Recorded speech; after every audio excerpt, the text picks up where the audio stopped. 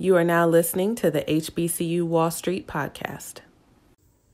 Hello, Aggies. This is Amber Ronnie, class of 06. This episode of the HBCU Wall Street podcast show is sponsored by Carolina Chicken and Waffles, the home of our fresh and made-to-order family famous fried chicken and waffles.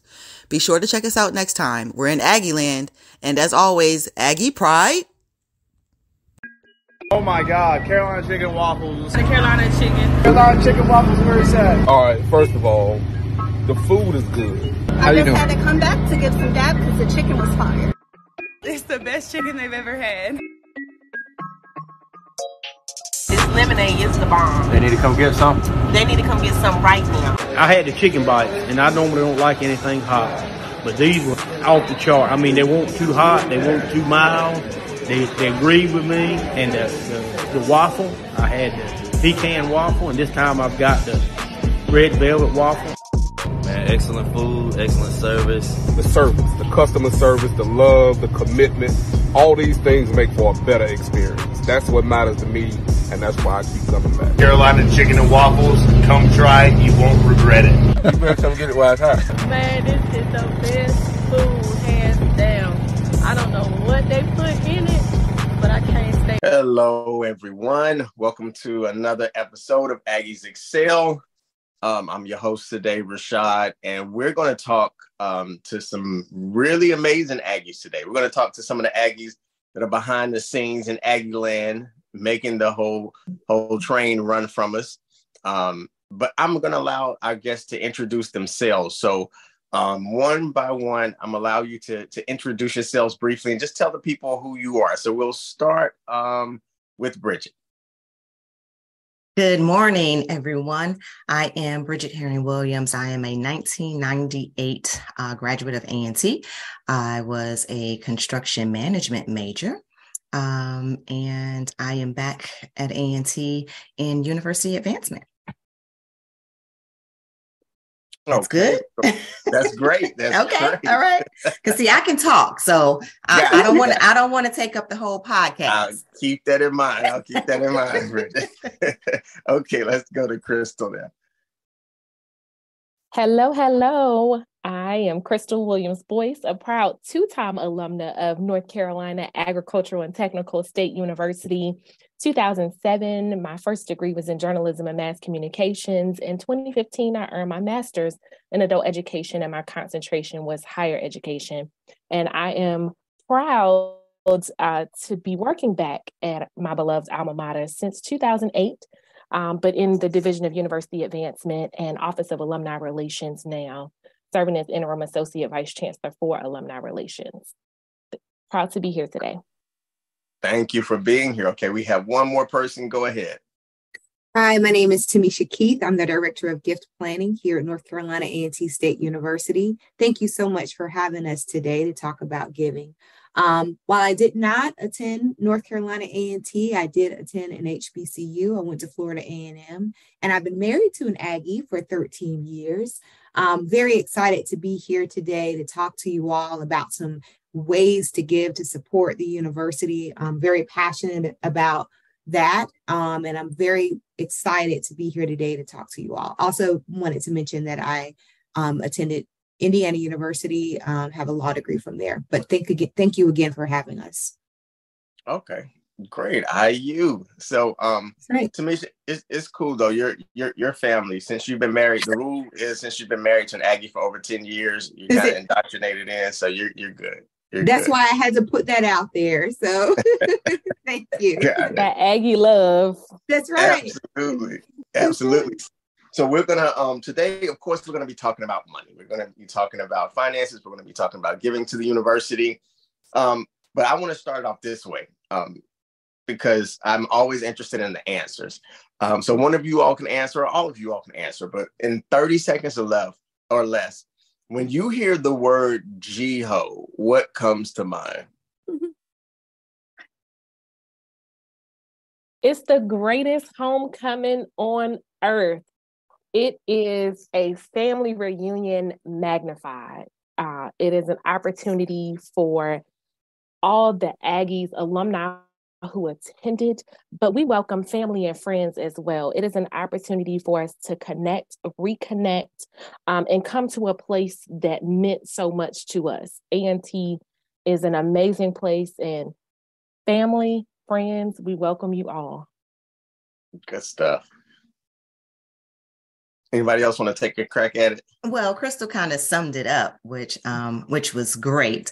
But I will say that my time spent at A&T was some of the best years of my life. So I thoroughly enjoy coming back for what she just termed as the family reunion. I look forward to it every year because of my experience at A&T. Leaving as a student, I always said that I wanted to come back, and that coming back to A&T would be one of my dream jobs. And here I am. Great. You manifested that, huh? Yeah. Great. Now, I like to ask that question. I start off, let me tell you why I asked that question, because about 95% of everyone that I've ever asked that question to, the word family or family reunion is in their answer. And I try to explain it to people, but I'm like, you know how you go to the family reunion, anybody you see, at least they act like they're happy to see you. You know, it's all love. It's very welcoming. And that's how the A&T community is. That's how the A&T family is. The Aggie family is. It's like a huge family reunion / party / networking event that lasts for like a whole week. And so it's an amazing experience. I've been to a lot of festivals. I've been to a lot of sporting events. I've been to a lot of different events, but there's nothing like GHO. Like, it's something special about it, for real. And I know they say, everybody says that now. There's something really special about GHO. But we're going to start. So we're talking about A&T today. Let me ask you a question. So I have a question for you, and any of you all can answer this. But what role did your HBCU, A&T, play in your financial story? And how did financial literacy kind of influence your college experience at all? So I can start, even though I did not attend A&T, like I stated earlier, I did attend an HBCU. And I will say that I learned about the value of an HBCU education, but I also learned that the need is great. And that's largely why I wanted to go into philanthropy. I personally took out student loans. And so a big part of what I wanted to do was to ensure that future generations, students today, did not have that concern. So that's why our university advancement is really instrumental in facilitating giving from our alums and helping them in establishing scholarships for our students. Primarily, my role is in gift planning. So I really help to educate our donors about what that is, which is a gift that's made today that may not fully mature until a future date, either upon the donor's passing or based on a number of years. And it really is an integration of the donor's personal goals, financial goals, estate planning, and charitable goals. And so it really looks at a larger asset base and ways in which the donor can give and support our students, support our faculty for many, many years to come. The university accepts a variety of planned gifts. So we have beneficiary designations of life insurance policies that we accept. We also have a donor advised fund program that we offer, qualified charitable distributions through individual retirement accounts, charitable gift annuities, bequest gifts, charitable remainder trusts, just to name a few. And so I would say that my college experience really compelled me to look at ways in which I can support my HBCU, how I can support A&T, and also educate and inform others on how to do that as well. Okay, great. Now, let me ask you this. So you mentioned a lot. You mentioned a lot of ways that we're able to give back or donate to the school, make contributions to the school. Have a question. What do you think is, for people out there, what is usually the most popular and the easiest way for them to get involved with starting to give? Yeah, I think annual giving is usually the first step towards giving. And I think that another popular way in which folks give here from a planned giving standpoint is through life insurance policies. A lot of times, our alums can make North Carolina A&T a beneficiary of their policy. They can also make A&T an owner of their policy, their life insurance policy. And in that way, they can secure some additional tax savings and tax deductions. It's a really simple process. You just add North Carolina A&T on your policy, or as I stated before, if you want to make us the owner, you would give us the premiums, give us the donations to pay the premium, and then again, get a tax deduction. So it really kind of starts a lot of times. The first way that people get in the door is through annual giving. And then from there, we start looking at ways in which donors can make a major gift, and then ultimately a planned gift, which is a legacy gift that's ongoing in perpetuity. Okay, that's great, because I didn't even know until recently that was even an option. Yeah. I was like, oh, I was a little ignorant about that. I didn't even know it was an option. Now, you said something, something was mentioned in the question before. I know you talked a lot about scholarships. Well, you mentioned scholarships. I found that even with us here with this platform, with Aggies Excel on this, HBCU Wall Street platform, one of the things we really wanted to do was to generate scholarship money to be able to help students. Because, of course, when I started school, I took out loans. And then when I graduated, it was crazy, but I actually had to pay those things back. And so, it's interesting, isn't it? It's very, I was like, wait, so, this wasn't free money.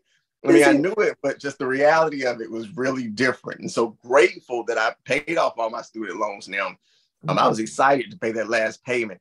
But I think scholarships are so important because if you are able to have your degree, your college experience taken care of, when you get out and start making money, you can do so much more when it comes to preparing for your financial future. That's right. Now, let me ask you this. On the lines of money, I received some really good advice when I was in college. I received some really bad advice when I was in college. I listened to a little bit of the good advice, but even moving forward, especially from the student perspective, what's the best piece of financial advice you've received that you think you can pass on to other people? Sure. Bridget, I was going to say that I think for me, the best piece of advice was to not live beyond my means, and to just begin to save and invest. And that was just kind of like the best. And just sort of going back to what Tamisha said in terms of annual giving, that's kind of whenever we graduate and we have like the exit morning, when we have that exit breakfast, and they talk about, the last thing that they say to us is that we could make our gift, to A&T, not to forget about A&T. And so then we didn't really know what that was, but at that time, that's what it was. It was just that. It was that annual gift, that gift that we were to give to the university, year after year, that the university could count on because they directly impacted students right away. And then, of course, those future generations, those annual gifts were the gifts that provided like that. It provides that flexible support for the strategic priorities throughout the year. But the one thing that was not mentioned to us was the fact that we could establish scholarships and that we could establish endowments and that we could look at planned giving. Because for many of us, when we graduated, we would have been able to do that. Even if there were 3 or 4 of us that came together to do it, we would have been able to do it. But the word endowment was almost like something that was like scary. It wasn't something that we really thought about, because when you hear endowment, you're thinking, the Duke Foundation or, something major. You're not thinking that it's something that is really attainable that you could do. So I would say that not living beyond my means and investing and understanding that investment can also be back to my HBCU. Absolutely. Now, I remember as well hearing the word endowment, and I immediately thought, yeah, I'm not there yet. I have to, once I get rich, I'll think about starting an endowment. But, I just didn't know what was possible. And so I thank you all for just letting us know that these things are so doable. They're very possible. Now, you mentioned, investing, a few investment strategies, annual giving, a few others, especially even, being able to put A&T on your life insurance policy. Again, that was a new one for me. Outside of that, in conjunction with that, what other avenues do you see from a long-term perspective that will really benefit the average person with giving to the university? I think that's a great. Go ahead. No, go ahead, Tanisha. Go ahead. Yeah, I was just going to say, I think that's a really great question. One way that I think that folks can give long-term is through our donor advised fund. One of the things you mentioned, Rashad, is that you didn't think that you were ready or at that point where you can establish an endowment. Well, with the Aggie Charitable Giving Fund, which is our donor advised fund, you can establish it at $5,000 and use that as sort of a charitable checking account or savings account as to build upon creating that endowment. And it's also tax deductible. So any gift that you make to create that fund or any gift that family or friends make to that fund can also be tax deductible. So it's a way that you can create a fund that can be used to establish that endowment. So I think, and then you can keep it open. Even after you establish your endowed scholarship or endowed fund, you can have successor advisors, individuals that can take over that fund even upon your passing. You could even leave the remaining funds to North Carolina A&T. So there again, it's an option for you to create an ongoing legacy of giving to the university. I think another key thing that folks can consider that I didn't realize myself until getting into this field is that you can create what are called life income gifts. And these are gifts that are charitable remainder trusts, such as one where a donor would make a gift to a trust, and then the trust make payments to the donor for one or more lives for a term of years, and then the remainder goes to the university. So these types of gifts are actually gifts to the university, but also income for you yourself, as well as your family members. We also accept charitable gift annuities, which is a contract between the donor and the university where the donor would make a gift to the university. And then we would agree to make fixed payments to the donor for the life of that beneficiary or up to lives, 2 lives. And the residuum would then be dispersed to the university as designated by the donor, whether they wanted to go to AAF, they wanted to go to the band, they would designate that for them. So again, this is a way in which our donors can support the university, but then also support themselves. I think that is huge. And that's, I think that information, it can be life-changing. And one of the reasons I say that is because we know that sometimes the equity gap between HBCUs and other colleges is so huge. And I think, so that's why I think giving is so important, because oftentimes people will say, well, A&T should have gotten so much more money from the state. And I'm like, yeah, all of that is true. However, we can't rely on anybody else but us to say this. Right. We can't rely on anybody else but us to do for us. And so I'm glad we're having these conversations to begin to educate us and stir this mindset. And even when talking about the wealth gap, let me ask you this. So HBCUs are kind of often asked to support companies, in exchange for media attention or press or whatever. HBCUs, they do have a great media presence currently, but what resources, access or action would you take to help further kind of bridge this equity gap? I would say that, in the height of the pandemic, we had many companies approaching us. Everyone wanted to show, just how culturally sensitive they were. I believe that some of the best ways to sort of bridge that gap is not just throwing money at us, or them having like this false sense of they need us, but rather them providing like levels of training and training our students and for change management, professional development, doing assessments on campus, expanding those community-based partnerships, and strengthening the collaborations, and diversifying like the recruitment. So it's like so much more than us just trying to get a photo opportunity.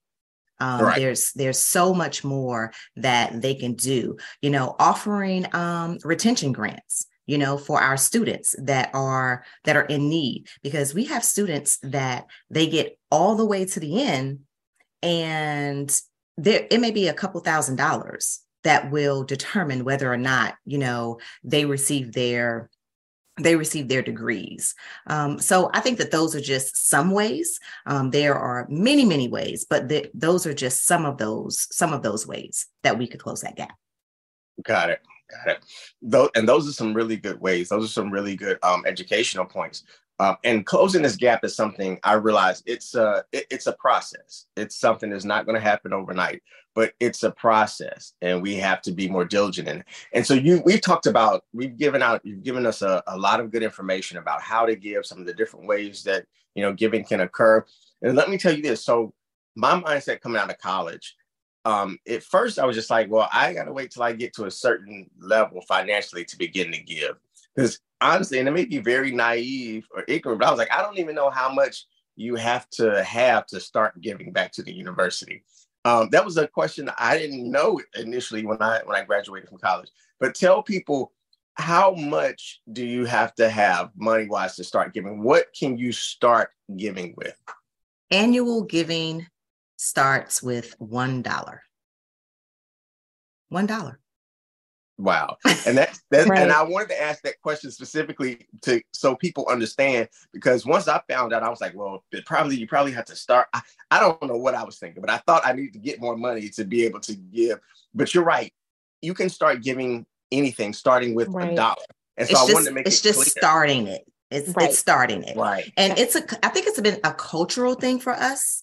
And that's why one of the things that we put an emphasis on our student philanthropy now, that we begin having those conversations with them when they come in for orientation, when they're there with their parents. We begin having those conversations, even if you're just giving $1 a month that you're, at school. And so it's that period of time, or you're giving $1 a month for the entire year. You set it up as a pledge. That's $12. But if you're doing this consistently throughout the 4 years that you're at A&T, maybe by the time you become a junior, you increase it to $5, but you're already in a mindset of giving. So by the time you graduate, then it's a no-brainer. You're just thinking, okay, so now I'm making a little bit more money. What am I going to give to A&T now? How am I going to diversify my giving? And then that's when they begin looking at, okay, well, I'm making a little bit more money now, so I can move up to that leadership annual level. I can move up to considering a major gift. Well, I can't do it by myself, but if I get myself and a couple of my girls, maybe we can, create a scholarship, or a current youth scholarship, or we can create an endowment. Oh, but you know what? My parents have already told me the one thing you need to have is that life insurance. Let me make A&T like 50% of the beneficiary, on that. The other 50%, my parents can use it. God forbid if something happens to me. So it begins, that $1, kind of takes you up through that pipeline of, giving. But it's as simple as $1. Our call center students, I'm pretty sure that many of your listeners, and maybe even you've received a phone call at some point from one of our call center students, and they call you and they want to update your information, and, and then they continue the conversation. And then that's when they ask you for that gift. But even those students, they make a gift, because we're sharing with them and we're teaching them that you can't necessarily, ask other people to give and you're not giving. Because absolutely. And our other institutions, you don't even step on their campuses. You've been accepted, and you have let them know your intent to attend. The next thing that you're getting before you even step onto their campus is something in the mail about giving.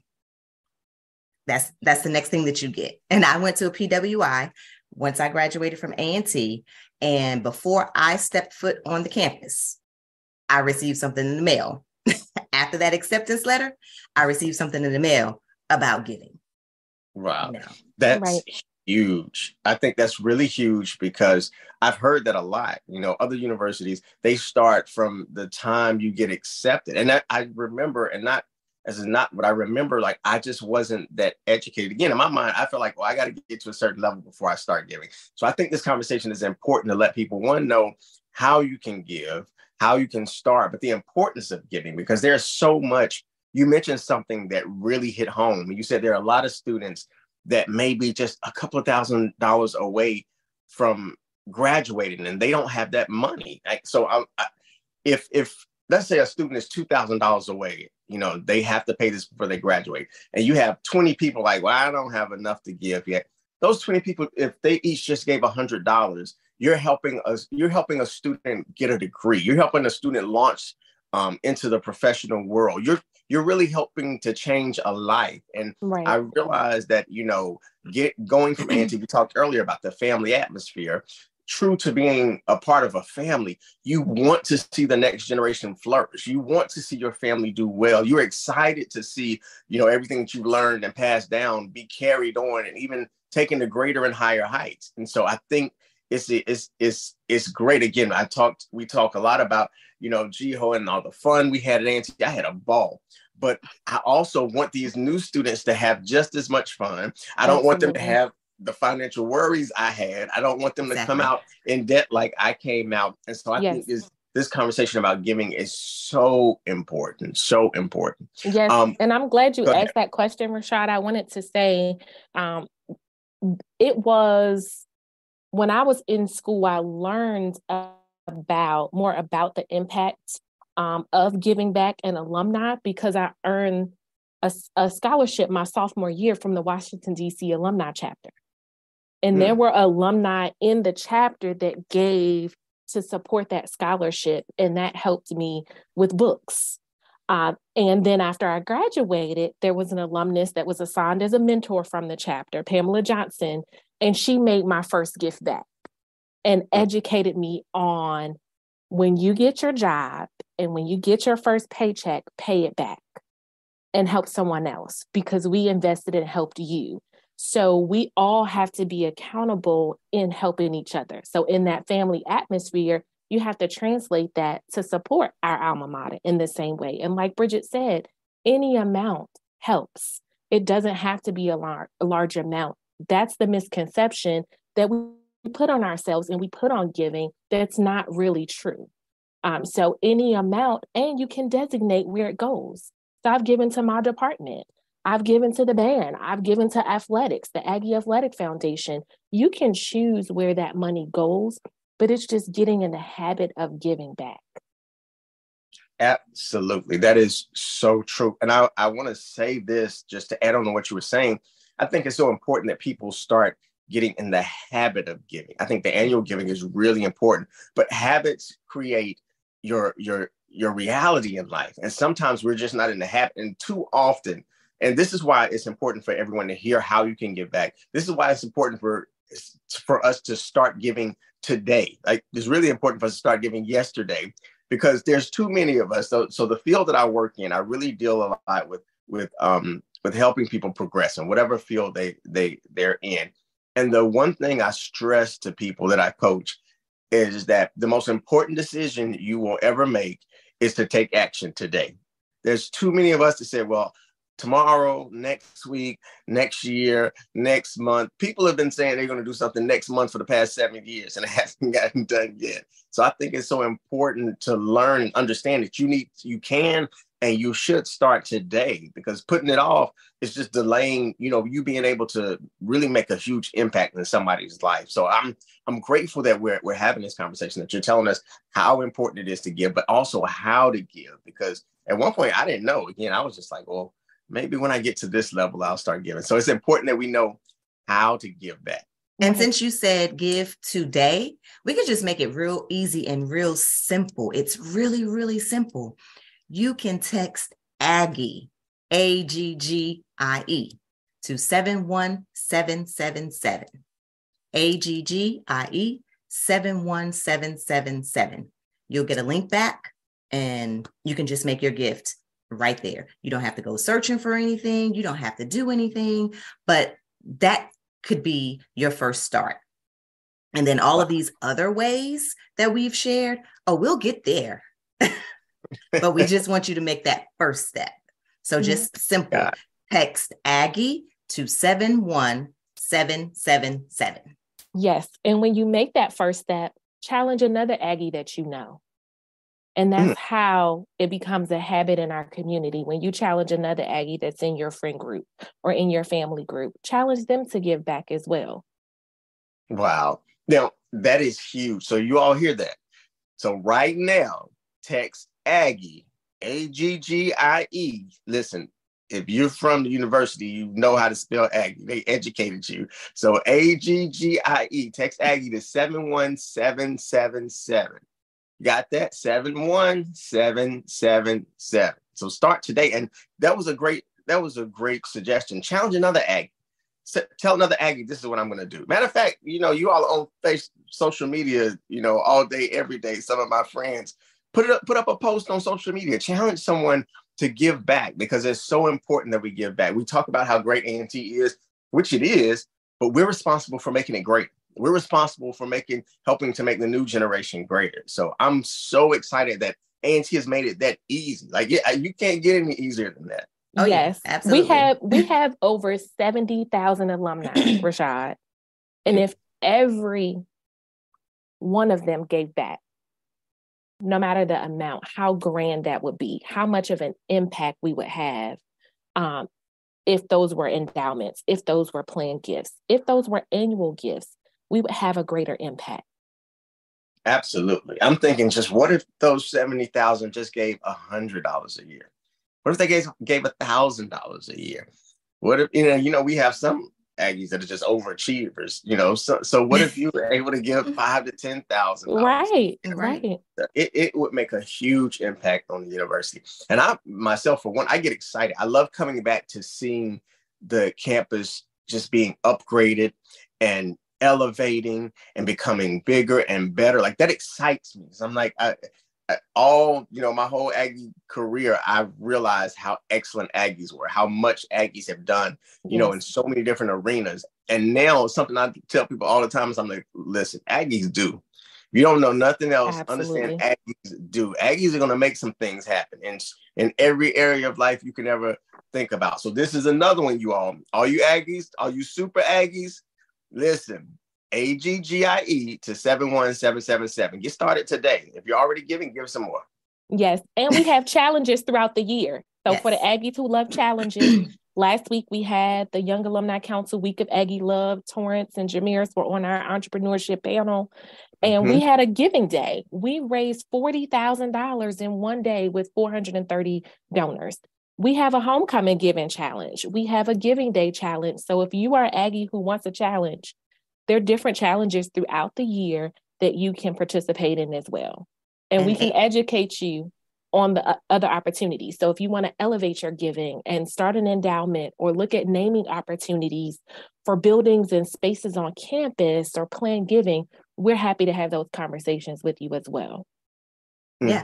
And our next one that's coming up, our Founders Day is coming up. And so we will be having a Founders Giving Day as well. So everyone just be on the lookout for that. And that's March 9th, 1891. We were founded. Yes.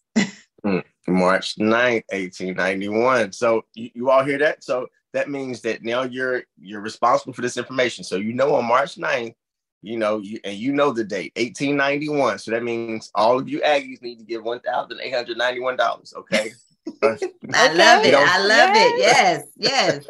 If you don't have it, we'll step down, $181.90. But I mean $189.10. So, but that's the lowest we're going. Okay. Or they can consistently give that $18.91. Hey. Absolutely. Yeah. Consistently give the $18.91. Yes. Or just make a pledge to say, listen, I'm gonna give the $1,891 over the course of this year, or over the course of a few months. I know some of you Aggies are competitive. Make it a competitive situation with your friends. Yes, and we see a lot of that competition in reunion years when we celebrate class reunions. This year's 3s and 8s. We see a lot of that competition in reunion years, but that can happen any year at any time. Absolutely, absolutely. I'm excited that to know, first of all, how easy you all are making it to give, and how much of a focus that the university has put on giving. Because you're right, like it's cultural. It becomes a cultural thing. It's creating habits that are going to last a lifetime. And we're creatures of habits. Humans, we're creatures of habits. We do practically the same things over and over and over again. And so I'm glad you're teaching people how to create those habits and how to start those habits, because it's gonna benefit so much of the next generation, but it's gonna benefit us too. I mean, listen, when you come back for homecoming, you want the university to continue to look nice. You want it to continue to grow. You want to continue to have places to congregate and have fun, and you want things to be bigger and better. And so I'm excited about what you all are doing. I'm grateful that you all have decided to work for the university and are passionate about making the university great from the inside out. So that's very commendable. And Bridget, you mentioned that was your dream job. I think that's amazing. I mean, to be in that capacity, to be able to now affect things from the inside. Yeah, it's awesome. It's a great feeling. And it makes coming to work easier. When you love what you do, it makes coming to work so much easier. So yeah. I love it. I love it. I definitely agree. Okay. Let me ask you this. In your roles, what is it, because we're understanding what you do, a little bit about what you do. What do you love the most about your jobs? What do you enjoy? So for me, I love I think the balance of the interaction with alum, and then seeing and experiencing with alum when they're able to make a gift, and the excitement and the thrill that they get from it.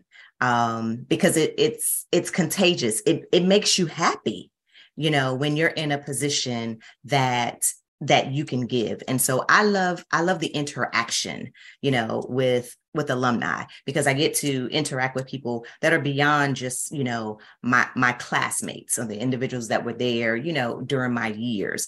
I'm interacting, with graduates from the 50s and the 60s, all the way, to the students that are here now. So I think that's the part of the job that I love the most. And the excitement and thrill that individuals get from their giving. Gotcha. I would agree with Bridget. Yeah, I really enjoy the interactions that I have with our donors, with alums. And she's right. I think when you love what you do, like we all do, it does give you this sense of pride coming into work every day, and it makes your life's work more enjoyable. I would also say that what's important and helpful to me about my job, and what I love about it, is being able to connect individuals to their philanthropic dreams, while also helping them to retain wealth for themselves and their loved ones. You talked a little bit earlier about the racial wealth gap and things of that nature. I really see giving, particularly planned giving, as a vehicle for just that, being able to help support the university, but then also supporting their loved ones. We talked earlier about life income gifts, which is a way for donors to give to the university as well as retain some income for themselves. We have a relationship with the UNC Gift Planning LLC, where donors could actually set up those charitable remainder trusts, those charitable gift annuities, and things of that nature through the university's system and support A&T at the same time. A lot of folks are doing that through a lot of their financial institutions such as Fidelity, Vanguard. This is just a way for your listeners to know that this is another option, that they can create those life income gifts to support themselves and the university through the university system. So I really feel passionate about making those connections and helping people to realize and see themselves as philanthropists, as givers. I think within our community, we talked earlier about just giving $1. We often don't think of ourselves as just that, givers, philanthropists, but it's something that we do so naturally within our community, whether it's helping folks in our church on the sick and shut-in list or helping that relative. We are natural givers. We are natural philanthropists, people that support the causes and family members and loved ones that we support and believe in. So I think that continuation, that legacy of giving and really helping to educate and bring that out in our donors is something that is so important to me, that I feel that I love the most about the work that we do here. Wow. That's an amazing perspective. Yes. And I love what I do. I have been able to see the true essence of Aggie Pride full circle, from a student to a student leader to starting out working in admissions. I've seen from the start to the finish, from admissions, admitting a student, talking about their options of A&T, through them graduating, now working in alumni relations. I've seen that full spectrum. And it is an amazing spectrum to see a student start and then they graduate, and then they give back in the amazing ways Aggies are impacting the world. That gives me joy every day to think about the magnitude of our alumni and our global footprint, starting out on 1601 East Market Street to seeing Aggies worldwide and the amazing things that they are doing gives me joy and pride to come to work every day. Wow. That's amazing. I think the work that you all do is so important. I think it's even so much more fulfilling to hear how much you enjoy your jobs. And we talked about, the equity gap, from a college perspective, but understanding that giving also decreases the equity gap for us in our community. It makes our community overall better, because when you give to the university, you're helping the university, but you're also going to be enabling kids who may not have had the chance to go to school, to have scholarships, to be able to go to school. And if you're creating more college graduates, you're creating a higher income base for our community. And if you're creating a higher income base for our community, you're making our whole community better, because money isn't everything, but it's a lot. And so you're not just giving to help the university be better. You're giving to help the community overall increase its financial base to be able to do more for our kids. Right. And that's a great point that you bring up, because we want our alumni to give back their time, talent, and treasure. Right. So it's important that you look at how you give holistically back to your alma mater. There are other ways that you can give back of your time, serving on a board, the advisory council for alumni relations, a college board, the Young Alumni Council. There are other ways that you can give back. Become a Aggie certified alumni recruiter and support the recruitment efforts of our undergraduate admissions offices. So there are ways that we want our alumni to stay connected. Always remember A&T and the great things. Remember the pride and joy that it gives you when you come back to homecoming. But that happens 365 days a year. We do it all year, all day, and we want our alumni to think the same and do the same. Absolutely. This has been a lot of amazing information, because I think it's going to do. We wanted to have a segment to really highlight the giving part of making our university greater. And I think this is giving people a lot of information on how they can give, how they can start giving, how easy it is, how simple, continued giving can be, the different ways that they're able to give. And so just before we go, though, I want you to recap really quickly. So we talked about, the easiest way, if you want to start giving, just text Aggie, the word Aggie, to 71777. But just recap, what are the other ways that you talked about giving again?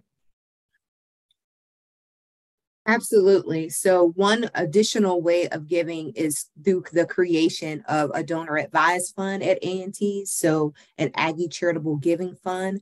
Again, it's $5,000 to establish. It's something that you can establish for yourself, or you can have up to 6 individuals, whether it's family members or friends, create that fund. You could use that fund to establish an endowed scholarship or any sort of endowment at the university. Half of the money would go directly to A&T. The other half can go to other charitable organizations that you want to support or your church. So it's a really versatile fund that you can create. The Aggie Charitable Giving Fund. Also, we talked about planned giving, a gift that's made today that may not mature until a future date based on a number of years or upon a person's passing. You can do that through a will, creating a bequest gift. You could do that through life income gifts. You can also do that with establishing a life insurance policy, making North Carolina A&T a beneficiary of that policy. We also talked about IRA gifts or individual retirement account gifts that donors who are 70 and a half can make qualified charitable distributions to the university to support. And all of these planned gifts would allow donors, alums to create a legacy of giving. And we know A&T is about legacy. And so through that, planned giving, that legacy giving, you could become a member of our legacy society, the Charles H. Moore Legacy Society, where your gift is one that will impact the university for future generations to come. And we like to really recognize, thank those donors with a lapel pin, a welcome packet that includes a letter from the chancellor, as well as we do an induction ceremony in the fall. It's a luncheon to really thank all of those donors who have created that legacy gift. So those are just a few ways of giving through planned giving. And then the other ways for giving, of course, is annual giving. But then we talked about scholarships. And so with scholarships, we have current use scholarships where the minimum is $6,000. And that is a pledge payable over 5 years. So that's $1,200 a year. And what comes in goes right back out to students, thus the name current use. And then our endowments, the minimum to establish an endowment is $25,000. That too is payable over a 5-year pledge period at $5,000 a minimum, per year. In addition, we have matching gifts. So a lot of companies, they will match an employee's gift dollar for dollar. So we encourage individuals that if you work for a company to talk with your HR representatives to find out if your company has that matching gift program, because then every dollar that you give to A&T, your company would then match that gift. And so while you don't get, hard credit for it, it comes to the company, you do get soft credit for that gift because it is associated, it's associated with you. So we want to make sure that individuals remember, those gifts. And then of course, any gift that is $25,000 or more is considered a major gift. And that can be by way of just, simply giving it, creating an endowment, or however it is that you choose to do that. And then the last part of our development, our Office of Development, is our corporate and foundation relations. And so if there's someone out there that you're wondering if your company has a relationship with A&T, we can easily let you know if there is a relationship that we're fostering at the moment, or it could be a new company. There've been some Aggies that their work is with startup companies, but now those companies are beginning to be sponsors for like our SciTech weeks and our e-weeks, and so they're starting off small because they're trying to get, to that next level. So don't count it out just because it's a startup company, because we do welcome those corporate and foundation gifts as well. Okay, great. This has been very helpful because I think it's educated people a lot about the ease of giving, the different ways of giving, why they should give, how they can give, and the importance overall of giving. And so I really appreciate the work that you do, because it's not only beneficial to the university, it's not only changing the university, but it's changing the lives of our youth as well. So thank you, ladies, so much for just dedicating, your time to making this awesome university better. I really appreciate it. Thank you. And thank you so much for Thank you so much for having us. And I want to make just one more shameless plug. So I gave you the easiest way to give, which is the text to give. But then if you do go to our website, which is www.ncat.edu/give, we accept PayPal, we accept Venmo, we accept Apple Pay. So there's no excuses. No excuses. There are no excuses. Okay? No excuses. They said they accept Apple Pay. Y'all hear that? So, listen, ain't no excuse. If you can do it for DoorDash, you can do it for your university. Yes, exactly. Absolutely. Exactly. That's right. We also accept stock, bonds, and mutual funds. So want to throw that out there as well. Oh, so there is no excuse at all. Yep. What you got? What you want to do? Yeah. Cash, stocks, bonds. Stocks, bonds, mutual funds. No excuse to give or stay connected to your beloved alma mater. Absolutely. Absolutely. Well, I thank you greatly. I appreciate your time. Thank you for carving out this time. I know you have so much to do with the positions that you have, but thank you for carving out this time with us and for us. And I hope we can work together definitely in the future, because there's so much work to be done, but I'm glad they have people like you all that are in place to really help guide this and get this done. So thank you so much. Yes, thank you. This has been great. Appreciate it. Yes. Great. Well, you all, this has been another episode of Aggies Excel, and we will holler at you later. Y'all take care. Aggie Pride. Aggie Pride.